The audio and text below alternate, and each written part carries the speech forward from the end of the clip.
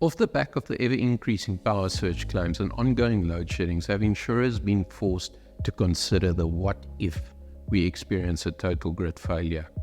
COVID-19 is still fresh in any insurance underwriter's mind, in that many never envisaged such an event from happening, and as a result realized quickly the loopholes contained in the insurance contracts.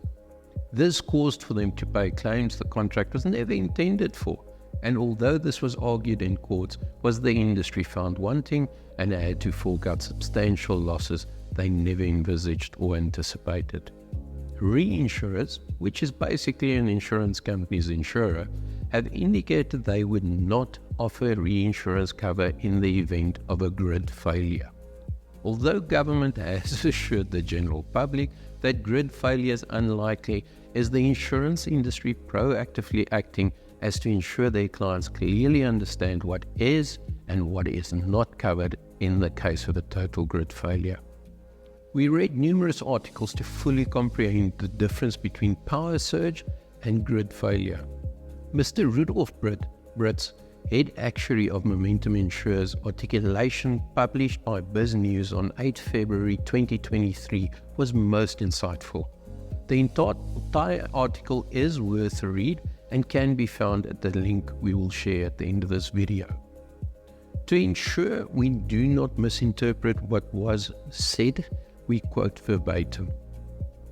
Operating at higher or lower frequencies is usually described as a power surge. If the policy includes cover for power surges, this would still be included. A good example of a claim due to the grid failure is a deterioration of refrigerated or frozen contents that may go bad due to the lack of power over a long period of time, or if clients cannot earn an income due to the blackout, said Britz. However, if a fire happens and the fire prevention equipment fails due to the blackout, for example, Momentum Insurer cover applies. This simply means that insurers will not be found wanting on incurring losses as a result of ongoing blackouts.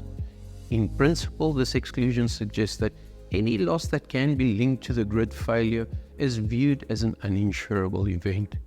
Exactly what losses would all come out of the woodworks, not to mention how far insurers would go in linking losses to grid failures, will only be known should grid failure come to life. Based on the many articles we have read, is there no immediate cause for concern, since power surge and grid failure losses are two very separate things. This is not to say that grid failure will not have significant impact onto our consumers, and even more so to businesses. All we can suggest to you, prosumers, is to conduct a personal risk assessment and have a plan should grid failure become a reality. At this junction, the important thing is for you to make 100% sure that you understand whether your policy does cover power surge, and if that is the case, as referred, will continue being the case. Thank you for listening. Hope to see you soon.